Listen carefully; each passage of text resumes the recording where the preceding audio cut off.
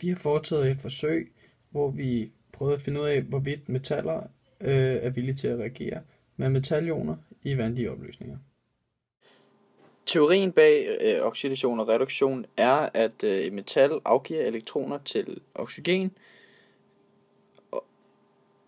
og herved reduceres metallet. I dette eksempel har vi så zink, som afgiver elektroner til oxygen, og derved bliver til ionen zinkoxid. Generelt kan man altså sige, at teorien bag vores forsøg er, at et stof oxideres, når det aftager elektroner. Et stof reduceres, når det optager elektroner. Metaller kan få hinanden til at oxidere og reducere, afhængig af, hvor i spændingsrækken de er placeret. Metallerne er placeret i række efter aftagende tendens til at blive oxideret i vandige miljøer. vi opløste metallerne magnesium, zink, bly og kobber med opløsningerne zinknitrat, jernnitrat, saltsyre, kobbernitrat og sølvnitrat. Her er så et billede af de forskellige metaller, efter de har haft en mulighed for at reagere med opløsningerne. Vi har metallerne opdelt i lodrette rækker, så til venstre har vi magnesium, efterfulgt af zink, bly og kobber.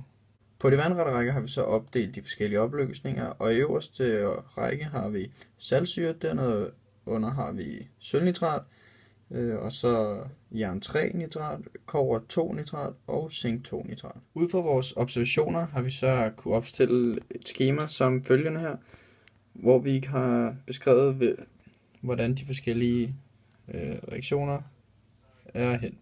Jeg fremhæver kun de væsentligste og starter her med at fortælle om magnesium, der er reageret med kobber 2 nitrat.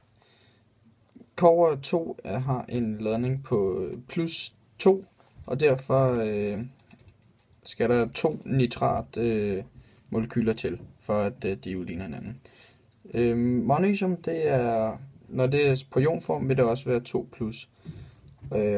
Og i denne reaktion, så har kobber og magnesium altså byttet plads, sådan så at de er blevet til magnesiumnitrat og plus kobber. Så magnesium er altså her blevet oxideret og gået fra sit oprindelige metal til ionform. Altså er magnesium blevet beskrevet tidligere i teorien, så kan man opstille spændingsrækken i forhold til, hvor villige metallerne er til at reducere og oxidere.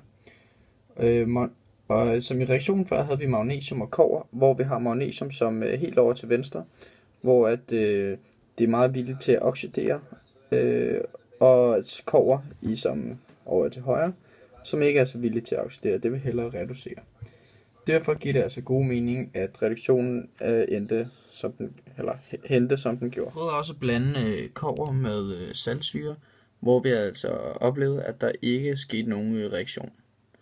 Når vi kigger ned på spændingsrækken, så ser vi, at kobber står længere ud til højre, end hydrogen gør.